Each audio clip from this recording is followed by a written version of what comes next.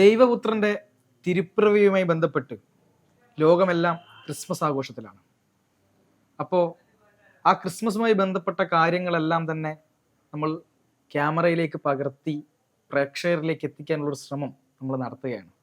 കരോളും അതുപോലെ തന്നെ അതിൻ്റെ ഭാഗമായുള്ള പരിപാടികളും ആ കൂട്ടായ്മയും മതത്തിനൊക്കെ അതീതമായി ഒരുപാട് ആളുകൾ ഒരുമിച്ച് കൂടുന്ന ഒരു വലിയ കാഴ്ചയും എല്ലാം ജനങ്ങളിലേക്ക് എത്തിക്കുക എന്നുള്ള ഉദ്ദേശമാണ് ഇതിന് പിന്നിലുള്ളത്. ഇപ്പോൾ എൻ്റെ കൂടെ ഉള്ളത് സെൻറ് ആൻ്റണീസ് ചർച്ചിലുള്ള, അതായത് ചക്കട്ടപ്പാറയിലെ സെൻറ് ആൻ്റണീസ് ചർച്ചിലുള്ള ഇവിടുത്തെ പ്രധാന വികാരിയായിട്ടുള്ള ഫാദർ പ്രിയേഷ് തേവടയിലാണ്. നമസ്കാരം ഫാദർ. നമസ്കാരം. അപ്പം ഫാദർ, നമ്മളിപ്പോൾ ഇവിടെ വന്നു, ഇവിടുത്തെ ഇവിടുത്തെ ആളുകളൊക്കെ കണ്ടു, ഇവിടുത്തെ കുർബാന ഞങ്ങൾ കൂടി. അപ്പം പ്രധാനമായിട്ടും കർത്താവ് പറഞ്ഞതുപോലെ നീ നിന്നെപ്പോലെ നിന്റെ അയൽക്കാരനെയും സ്നേഹിക്കുക, അതുപോലെ തന്നെ അത്തരത്തിലൊരു മാനുഷികമായ പരിഗണന കൂടുതൽ കൊടുത്തുകൊണ്ട് ഫാദർ കുർബാനയ്ക്കകത്ത് സംസാരിക്കുന്നത് കേട്ടു. അപ്പോൾ ആ രീതിയിലുള്ള പ്രവർത്തനങ്ങൾ ഇപ്പം വല്ലാതെ ആ ഒരു മാനുഷിക പരിഗണന വെച്ചുകൊണ്ടുള്ള പ്രവർത്തനങ്ങൾ കൂടുതലായി ഉയർന്നു വരേണ്ടതല്ലേ? എന്താ ഫാദറിന്റെ അഭിപ്രായം? തീർച്ചയായും ക്രിസ്മസ് എന്നുള്ളത് സകല ജനത്തിനും വേണ്ടിയിട്ടുള്ള ഏറ്റവും വലിയ സദ്വാർത്തയാണ്. ഇപ്പോൾ പുൽക്കൂടാണ് അതിലെ ഏറ്റവും വലിയ ആകർഷക കേന്ദ്രം. ഇപ്പോൾ ഇന്ന് വൈകുന്നേരമൊക്കെ ആണെങ്കിലും പുൽക്കൂട് നിർമ്മിച്ചു എന്ന് ഈ നാട്ടിലെ എല്ലാ ജനങ്ങൾക്കും അറിവ് കിട്ടിയാണ്. അപ്പോൾ നാനാജാതി മതസ്ഥരായിട്ടുള്ള എല്ലാവരും ഇത് കാണാനായിട്ട് കടന്നു വരുന്ന ഒരു നല്ലൊരു ദൃശ്യം കാണാനായിട്ട് സാധിച്ചു. എല്ലാ സ്ഥലങ്ങളും അങ്ങനെയായിരിക്കാം.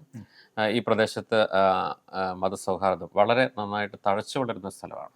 അപ്പം അതുകൊണ്ട് തന്നെ അവരുടെ ആ വരവിലും അവരുടെ പ്രാർത്ഥനയിലും അവരുടെ നിൽപ്പിലും ഒക്കെ ആ ഒരു ചൈതന്യം കാണാനായിട്ട് സാധിക്കും. അതുമാത്രമല്ല, ഇത് ഒരു സ്കൂൾ കൂടെ ഉള്ള സ്ഥലമാണ്. സ്കൂൾ എന്ന് പറയുമ്പോൾ പള്ളിക്കൂടം തന്നെയാണ്, പള്ളിയുടെ ചുറ്റും തന്നെയാണ് സ്കൂൾ. അപ്പോൾ എല്ലാ പരിപാടികൾക്കും എല്ലാവരും കടന്നു വരുന്ന ഒരു പ്രധാനപ്പെട്ട ഒരു കേന്ദ്രമാണ്. സംഘടനകളായാലും പഞ്ചായത്ത്, വില്ലേജ് തലങ്ങളിലുള്ള ഏതു തരം പരിപാടികൾക്കാണെങ്കിലും അവർ സ്കൂളിൽ ആണ് പരിപാടി നടത്തുന്നത്. അപ്പോൾ എല്ലാവർക്കും ഇതിലെ നടന്നു പോകാനും ഇവിടെ സഞ്ചരിക്കാനും ഇവിടെ ആയിട്ട് സംവദിക്കാനും ഇവിടെ വള്ളിയിൽ വരാനും ഒക്കെയുള്ള ഏറ്റവും വലിയൊരു സ്വാതന്ത്ര്യം ഇവിടെ അവർക്ക് ഫീൽ ചെയ്യുന്നുണ്ട്. അപ്പോൾ അതുകൊണ്ട് തന്നെ ഈ നാടിൻ്റെ ഏറ്റവും ഒരു സ്ഥിരാകേന്ദ്രമായിട്ട് ഈ ദേവാലയം നിൽക്കുന്നത് എന്ന് പറയുന്നതിൽ ഞങ്ങൾക്ക് ഒത്തിരിയേറെ സന്തോഷമുണ്ട്. അങ്ങനെയാണ് ഇവിടുത്തെ കാര്യങ്ങൾ പോകുന്നത്. ഈ ഫാദറിൻ്റെ ഒരു ക്രിസ്മസ് ഓർമ്മകൾ, പ്രധാനമായിട്ടും ഈ സെമിനാരിയുടെ പഠനവും കാര്യങ്ങളൊക്കെ കഴിഞ്ഞ് ഓരോ തവണയും കർത്താവിനെ അറിഞ്ഞ ആ ഒരു ആത്മീയ ശുശ്രൂഷയിലൊക്കെ ഇങ്ങനെ നിൽക്കുമ്പോൾ ആ ഒരു ഓരോ തവണയും ക്രിസ്മസ് വരുമ്പോൾ ഒരു ഓർത്തു വെക്കപ്പെടാവുന്ന ഒരു ക്രിസ്മസ് എന്നുള്ള നിലയിൽ ഫാദറിന് ഒരു ഓർമ്മ, അങ്ങനെ എന്തെങ്കിലും ഓർമ്മയിലുണ്ടോ? ഒരുപാട് വർഷമായിട്ട് പല സ്ഥലങ്ങളിലാണ് ക്രിസ്മസ് ആഘോഷിക്കുക. എങ്കിലും എൻ്റെ വീടിരിക്കുന്ന സ്ഥലത്തെ ക്രിസ്മസ് അതാണ് എപ്പോഴും എൻ്റെ മനസ്സിൽ. കാരണം അത് നമ്മുടെ ബാല്യകാല ഓർമ്മയാണ്.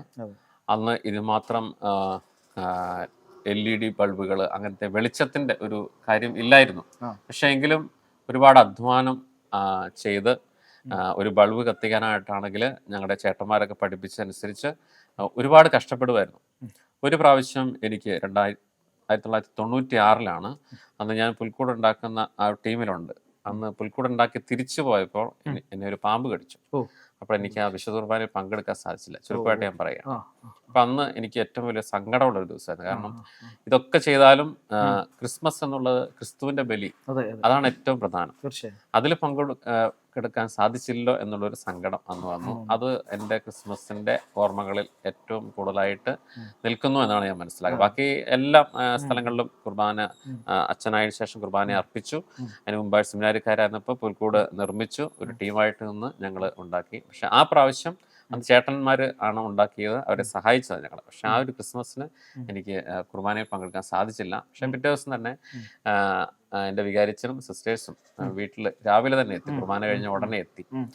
അപ്പോൾ അവരുടെ സാന്നിധ്യമൊക്കെ ഞാൻ ഓർക്കുന്നുണ്ട്. അതെനിക്ക് ഒരു സന്തോഷം ഉണ്ടാക്കി. എങ്കിലും കുർബാനയിൽ സംബന്ധിക്കാൻ സാധിക്കാത്ത ഒരു സങ്കടം ഇപ്പോഴും ഓർമ്മയിലെ ഒരു ക്രിസ്മസ്.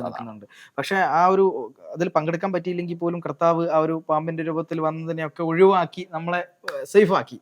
വലിയ വിഷയം പ്രശ്നങ്ങളൊന്നും ഇല്ല, വന്നില്ല. വന്നില്ല. കർത്താവ് കർത്താവ് ഇങ്ങനെ കയ്യിൽ വെച്ചു. ഇല്ല, പെട്ടെന്ന് തന്നെ മരുന്നിട്ടു, അങ്ങനെ വെച്ചു. റെസ്റ്റ് എടുത്തു. അപ്പം ഇവിടെ ഈ ഒരു ചർച്ചയുമായി ബന്ധപ്പെട്ട് നടക്കുന്ന എന്താ പറയാ KCYM അങ്ങനെ ഈ യൂത്തിന്റെ പരിപാടികൾ, ഒരുപാട് പരിപാടികൾ നടക്കുന്നുണ്ട്. അപ്പോൾ അതുമായി ബന്ധപ്പെട്ടൊക്കെ ഇവിടെ ഈ എന്താണ് ഈ പാവപ്പെട്ട ആളുകൾക്കൊക്കെ ഉള്ള ഒരു പ്രവർത്തനങ്ങൾ, അത്യാവശ്യം ചികിത്സാ സഹായങ്ങളും കാര്യങ്ങളൊക്കെ അത്യാവശ്യം കൊടുക്കുന്നുണ്ടായിരിക്കുമല്ലോ. അപ്പോൾ അതിനെ പറ്റി ഒരു ചെറിയൊരു രീതിയിൽ ഒന്ന് പറയാൻ പറ്റുമോ? ഇവിടെ ദേവാലയവുമായിട്ട് ബന്ധപ്പെട്ട ഒരു സ്നേഹനിധി എന്നുള്ളൊരു പ്രോഗ്രാമാണ് സേവന ശുശ്രൂഷയായിട്ട് ഞങ്ങൾ ചെയ്യുക. അപ്പം അതിൽ ഒരു 4-5 പേർക്ക് ഒരു മാസം ഒരു സഹായം കൊടുക്കാനായിട്ട് സാധിക്കുന്നുണ്ട്. അതുകൂടാതെ സംഘടനകൾ, പ്രത്യേകിച്ച് Vincent de Paul, palliative, mission league, KCYM, ഈ സംഘടനകളൊക്കെ അവരെ കൊണ്ട് സാധിക്കുന്ന രീതിയിൽ നന്നായിട്ട് സാധുക്കൾക്കുള്ള സേവനം ചെയ്യുന്നു. വിൻസെന്റ് ഡി പോൾ എന്ന് പറയുന്ന സംഘടന അതിനുവേണ്ടി തന്നെയുള്ളതാണ്. അവരൊത്തിരി ശുശ്രൂഷ ചെയ്യുന്നു. ബാക്കി എല്ലാ വിഭാഗങ്ങളെയും, അതിൽ കുട്ടികളുടെ സംഘടനയാണ് മിഷൻ ലീഗ്, എല്ലാവർക്കും ഉണ്ട്. കുട്ടികളാണ് കൂടുതൽ. അവർക്കും അത് ചെയ്യാനായിട്ടുള്ള അവസരം ഈ ക്രിസ്മസ് അവസരത്തിലും കൊടുക്കുന്നുണ്ട്. ഒരു കാര്യം കൂടെ ഫാദർ, അതായത് ഞാനിപ്പോൾ ഈ കുർബാനക്കിടയിലൊക്കെ ശ്രദ്ധിച്ചു, നമ്മൾ ഈ കൊയർ പാടുന്ന ഒരുപാട് കുട്ടികളെ കണ്ടു. അപ്പോൾ അവര് നമ്മൾ ഈ ആത്മീയ വിദ്യാഭ്യാസത്തോടൊപ്പം വിശ്വാസത്തിനോടൊപ്പം കലയെയും കൂടി പ്രോത്സാഹിപ്പിക്കുക എന്ന് പറയുന്ന ഒരു വലിയ കാര്യമാണ് പ്രത്യേകിച്ച് ക്രിസ്തീയ വിശ്വാസത്തിൽ കണ്ടുവരുന്നത്. അപ്പം അത് ഒരു വലിയ കാര്യമല്ലേ? അതെ, കുട്ടികളെ സംബന്ധിച്ച് അവരുടെ കലാരംഗങ്ങളിൽ വലിയൊരു സംഭാവനയാണ് സഭ ചെയ്യുന്നത്. പ്രത്യേകിച്ച് കുട്ടികളെ സംബന്ധിച്ചാണ് എന്ന് വെച്ചാൽ 5ാം ക്ലാസ് മുതൽ 10ാം ക്ലാസ് വരെയുള്ള കുട്ടികൾക്കാണ് കൂടുതൽ അവസരങ്ങൾ നമുക്ക് സൃഷ്ടിച്ചെടുക്കാൻ സാധിക്കുക. കാരണം അവരാണ് വളർന്നു വരേണ്ടത്. അവർക്ക് വേണ്ടിയിട്ടുള്ള സംഘടനയാണ് മിഷൻ ലീഗ്, ചെറുവിഷ് മിഷൻ ലീഗ്. ചെറുവിഷ് മിഷൻ ലീഗ് എല്ലാ വർഷവും സംസ്ഥാന തലം വരെ മത്സരങ്ങൾ സംഘടിപ്പിക്കുന്നു. ഈ ഇടവകയിലെ കുട്ടികളിൽ ഒരു 7 പേര് സ്റ്റേറ്റ് മത്സരത്തിൽ ഇപ്രാവശ്യം പങ്കെടുക്കാനായിട്ട് ഇടയായി. അപ്പോൾ എന്ന് വെച്ചാൽ ഈ താമരശ്ശേരി രൂപതയിൽ, കോഴിക്കോട് മലപ്പുറം ജില്ലകളിലാണ് താമരശ്ശേരി രൂപത, അതിൽ നിന്നും 7 പേര് സംസ്ഥാനത്തിലേക്ക് തിരഞ്ഞെടുക്കപ്പെടുക, ഒരു സ്ഥലത്ത് നിന്ന് തിരഞ്ഞെടുക്കപ്പെടാന്ന് പറഞ്ഞാൽ അത് കുട്ടികളുടെ കഴിവ് തന്നെയാണ്. അപ്പോൾ അത്രമാത്രം നല്ല കഴിവുള്ള കുട്ടികൾ ഇവിടെയുണ്ട്, അവർക്കുള്ള അവസരങ്ങൾ കിട്ടുന്നു. അതേപോലെ തന്നെ അവരുടെ ചുവട് പിടിച്ച് ഒത്തിരി കുട്ടികൾ ഇവിടെ നല്ല കഴിവുള്ള കുട്ടികൾക്ക് വരാണ്ട് സാധിക്കുന്നുണ്ട്. അപ്പോൾ ആ ഒരു മത്സരങ്ങളൊക്കെ നമ്മൾ സംഘടിപ്പിക്കുമ്പോൾ ഇവരുടെ വ്യക്തിത്വ വികാസമാണ് സംഘടിപ്പിക്കുന്നത്. പാട്ടുകാരാണെങ്കിലും ഇന്ന് പാടിയ കുട്ടിയൊക്കെ സ്റ്റേറ്റിൽ പോയവരാണ്. അതുപോലെ പ്രാസംഗികരുണ്ട്, എഴുത്തുകാരുണ്ട്, എല്ലാ രംഗങ്ങളിലും ഉണ്ട്. അപ്പോൾ ഫാദർ, നമ്മുടെ ന്യൂസ് കേരളയുടെ ഈ പ്രേക്ഷകർക്ക് വേണ്ടിയിട്ട് ഒരു ഹാപ്പി ക്രിസ്മസ് പറയണം. അതുപോലെ തന്നെ ഞങ്ങൾക്ക് വേണ്ടി ഇത്രയും സഹായ സഹകരണങ്ങളൊക്കെ ചെയ്തു തന്നതിന് പ്രത്യേകമായി നന്ദി രേഖപ്പെടുത്തുകയാണ്. Thank you. ഞങ്ങൾക്കും നന്ദി പറയുന്നു. ഒരു ദിവസത്തെ വലിയൊരു അധ്വാനമുണ്ട് ഇതിൻ്റെ പുറകിൽ. കടന്നു വന്ന് ഞങ്ങളുടെ ഇടവകയിലെ നിരവധിയായിട്ടുള്ള പരിപാടികളിൽ കൃത്യമായിട്ട് ഷൂട്ട് ചെയ്ത് അതെല്ലാം അവർ വളരെ മനോഹരമായിട്ട് അതിനെയൊക്കെ വിലയിരുത്തുകയൊക്കെ ചെയ്തു. ഞങ്ങൾക്ക് ഒത്തിരി സന്തോഷമുണ്ട്. ഈ ദിവസത്തിൻ്റെ സർവ്വമംഗളങ്ങളും ദൈവപുത്രൻ ഭൂമിയിൽ അവതീർണനായ ആ സുന്ദര മുഹൂർത്തം എല്ലാ ജനങ്ങൾക്കുമുള്ള സന്തോഷത്തിൻ്റെ, സമാധാനത്തിൻ്റെ അവസരമാണ്. അപ്പോൾ അതിൽ ഒത്തിരിയേറെ സന്തോഷിക്കാം എല്ലാവർക്കും. ജാതി മത ഭേദമന്യേ എല്ലാവർക്കുമുള്ള സദ്വാർത്തയാണ്. ദൈവത്തിന് മഹത്വം എന്നുള്ളതാണ് പറയപ്പെടുക. എല്ലാ മതങ്ങളിലും ആ ഒരു കാര്യമുണ്ട്. മനുഷ്യനല്ല, ദൈവത്തിനാണ് മഹത്വം കൊടുക്കേണ്ടത് എന്നുള്ള ഓർമ്മപ്പെടുത്തലാണ് ഓരോ ക്രിസ്മസും. അപ്പോൾ ഈ അവസരത്തിൽ എല്ലാവർക്കും പ്രത്യേകമായിട്ട് ക്രിസ്മസ് ആശംസകൾ നേരുന്നു. Thank you. അപ്പം നമ്മുടെ കൂടെ ഇപ്പം ഈ പള്ളിയിലെ തന്നെ കൊച്ചച്ഛനായിട്ടുള്ള ഫാദർ അഭിനവ് നമ്മളോടൊപ്പം ഉണ്ട്. ഇവിടുത്തെ കാര്യങ്ങളെല്ലാം ഈ ഒരു ക്രിസ്മസുമായി ബന്ധപ്പെട്ട കാര്യങ്ങളിൽ ഒരുപാട് പങ്ക് വഹിച്ച എന്താണ് ഫാദർ തന്നെ, ഇവിടുത്തെ തൊട്ടു മുമ്പ് സംസാരിച്ച ഫാദർ തന്നെ പറഞ്ഞു ഒരുപാട് കാര്യങ്ങളിലൊക്കെ ഫാദർ ഓടി നടന്ന കാര്യങ്ങളൊക്കെ ചെയ്തു എന്നുള്ള കാര്യങ്ങളൊക്കെ പറഞ്ഞിട്ടുണ്ട്. എന്തായാലും നമുക്ക് ഫാദറിനെ ഒന്ന് പരിചയപ്പെടാം. നമസ്കാരം ഫാദർ. നമസ്കാരം. ഫാദർ ഇപ്പം ഇവിടെ വന്നിട്ട് ഒരു 8-9 മാസം, അപ്പം 9 മാസമായി. അപ്പം ഇവിടുത്തെ ഈ ഒരു പ്രദേശത്തെയും ഈ ഒരു പള്ളിയെയൊക്കെ സംബന്ധിച്ച് ഉള്ളൊരു അനുഭവം എന്താണ്? ഞാൻ വൈദികനായതിനു ശേഷം ആദ്യമായിട്ടാണ് ഇങ്ങോട്ട് വരുന്നത്. എൻ്റെ ആദ്യത്തെ പള്ളിയാണ്. അതുകൊണ്ട് തന്നെ വളരെയേറെ പഠിക്കുവാനായിട്ടൊക്കെ എനിക്ക് ഇവിടെ നിന്ന് സാധിച്ചു. യുവജന സംഘടന KCYM ഉണ്ട്, അതുപോലെ മിഷൻ ലീഗ്, അതുപോലുള്ള മാതൃവേദി, ഇങ്ങനെയുള്ള സംഘടനകളൊക്കെ നന്നായിട്ട് പ്രവർത്തിക്കുന്ന ഒരു ഇടവകയാണ്. അതുകൊണ്ട് തന്നെ പ്രത്യേകിച്ചും അവരിൽ നിന്നൊക്കെ കുറെ പഠിക്കുവാനായിട്ട്, അവരുടെ പ്രവർത്തനങ്ങളെ കുറിച്ച് അറിയുവാനായിട്ട് സാധിക്കുന്നുണ്ട്. അതുപോലെ KCYM-ന്റെ യുവജന സംഘടനയുടെ ഒരു വ്യക്തിത്വം എന്ന നിലയിൽ അവരുടെ പ്രവർത്തനങ്ങൾ നമുക്കറിയാം. ഇന്ന് ക്രിസ്മസ് ആയതുകൊണ്ട് തന്നെ അവരുടെ പുൽക്കൂട് നിർമ്മാണം, അതുപോലെ തന്നെ ഇവിടെ ഉണ്ടായിരുന്ന ക്രിസ്മസ് ട്രീ ഗിഫ്റ്റ്, അതൊക്കെ അവരുടെ ഒരു പ്രവർത്തനത്തിന്റെ ഫലമായിട്ട് നടന്ന കാര്യങ്ങളാണ്. അതുപോലെ തന്നെ ഇന്നലെ ആണെങ്കിലും ഇവിടെ സാന്റാ റൈഡ് എന്ന് പറയുന്ന ഒരു പ്രോഗ്രാം ഉണ്ടായിരുന്നു ടൗണിലാണെങ്കിലും. അതുപോലെ തന്നെ രണ്ടാമതായിട്ട് ടൗൺ കരോൾ ഉണ്ടായിരുന്നു. അപ്പൊ അതിലൊക്കെ കൂടുതലായിട്ട് ഈ ഇടവകയിലുള്ളവരിൽ നിന്ന് വ്യത്യസ്തമായിട്ട് പുറത്തുള്ള ആൾക്കാരുടെയും സഹകരണം, മറ്റു മതസ്ഥരുടെ എല്ലാവരുടെയും വളരെ മനോഹരമായിട്ടുള്ളൊരു സഹകരണം ഉണ്ടായിരുന്നു. അപ്പൊ അതൊക്കെ തീർച്ചയായിട്ടും നമുക്ക് പ്രചോദനം നൽകുന്ന കാര്യങ്ങളാണ്. തീർച്ചയായും ഈ ഫാദർ നമ്മുടെ ഒരു മതം അല്ലെങ്കിൽ എന്താ പറയാ, ഈ ചെറിയ തോതിലെങ്കിലും അല്ലെങ്കിൽ പറയാ പല സ്ഥലങ്ങളിലും ഈ വർഗീയപരമായ പല വിഷയങ്ങൾ ഉടലെടുക്കുന്ന ഒരു സമയത്ത് നമ്മുടെ ഒരു ക്രിസ്മസ് പോലുള്ളൊരു ആഘോഷം വരുമ്പോൾ അവിടേക്ക് കൂടുതലായിട്ട് ആരാധനാലയങ്ങളിലേക്കൊക്കെ എല്ലാ മതസ്ഥരും നമ്മുടെ ഈ പ്രദേശങ്ങളിലേക്കുള്ള എല്ലാവരും കടന്നു വന്നുകൊണ്ടുള്ള ഒരു അതും എന്താ പറയാ അബോധപൂർവമായ ഒരു വർധനവ് ആ കാര്യത്തിൽ ഉണ്ടാവുകയും ചെയ്യുന്നു എന്നുള്ളത് വളരെ ഒരു പ്രതീക്ഷയോടെ കാണേണ്ട കാര്യമല്ലേ? അതെ, അത് ശരിയാണ്. എനിക്ക് തോന്നുന്നു നമ്മളിപ്പോ സോഷ്യൽ മീഡിയ തുറന്നു കഴിഞ്ഞാൽ അതിൽ കുറെ വർഗീയമായിട്ടുള്ള പരാമർശങ്ങൾ ഇതെല്ലാം നമുക്ക് കാണാം. പക്ഷെ നമ്മൾ ആൾക്കാരുടെ ഇടയിലേക്ക് ഇറങ്ങി വരുമ്പോൾ അതൊരു ഫീൽ ചെയ്യില്ല. കാരണം നമ്മുടെ എന്ത് കാര്യമുണ്ടെങ്കിലും അതിലൊക്കെ കടന്നു വരുന്ന ആദ്യം അവരാണ്. നമ്മുടെ ഇവിടുത്തെ പെരുന്നാളിനാണെങ്കിൽ തന്നെ ഞാൻ കഴിഞ്ഞ വർഷം അവസാനത്തെ ഇവിടുത്തെ പെരുന്നാളിന്റെ സമയത്താണ് ഇങ്ങോട്ട് കടന്നു വരുന്നത്. അപ്പൊ തന്നെയാണെങ്കിൽ ഇവിടെ നിറച്ച് ആൾക്കാരുണ്ട്. അതിൽ ഏകദേശം പകുതിയോളം ആൾക്കാർ അന്യമതസ്ഥരാണ് ഇവിടെ പങ്കുചേരുന്നത്. വളരെ സന്തോഷത്തോടു കൂടിയാണ് അവരൊക്കെ പങ്കുചേരുന്നത്. അതൊക്കെ കാണുമ്പോൾ അങ്ങനെ ഒരു വർഗീയമായിട്ടുള്ള ഒരു പ്രശ്നങ്ങൾ ഇവിടെ ഉള്ളതായിട്ട് നമുക്ക് കാണുവാനായിട്ട് പറ്റില്ല. അതുപോലെ തന്നെ ഞാൻ പഠിച്ചത് നാഗ്പൂരാണ്, തിയോളജി പഠിച്ചത്. അപ്പോൾ പഠിക്കുന്ന സമയത്താണെങ്കിലും അവിടെ നാഗ്പൂർ എന്ന് പറയുമ്പോൾ അത് ഹിന്ദു മതസ്ഥരുടെ ഒരു കേന്ദ്രം തന്നെയാണ്. നമ്മുടെ RSSന്റെ ക്വാർട്ടേഴ്സ് ഒക്കെ ഉള്ള സ്ഥലമാണ്. പക്ഷേ ക്രിസ്ത്യാനികളൊക്കെ വളരെ സ്വാതന്ത്ര്യത്തോടുകൂടെ ജീവിക്കുന്ന ഒരു സ്ഥലം കൂടിയാണത്. അവിടെ ഒരു പ്രശ്നവുമില്ല.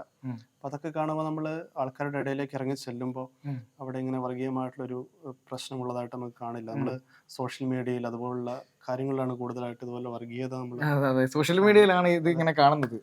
യഥാർത്ഥത്തിൽ സംഭവിക്കാത്ത കാര്യത്തിനെ ഒരു എന്താ പറയാ നമ്മളിങ്ങനെ ഒരു ചർച്ചയിലൂടെ ആളുകളുടെ മനസ്സിലേക്ക് ഇങ്ങനെ കൊടുക്കുന്നു. അതെ, അങ്ങനെയാണ് ഫാദറിന് തോന്നിയിട്ടുള്ളത്. ഓക്കെ, അപ്പം ഫാദർ ഇവിടുത്തെ ഒരു പ്രത്യേകിച്ച് ഇതൊരു മലയോര പ്രദേശമാണ്.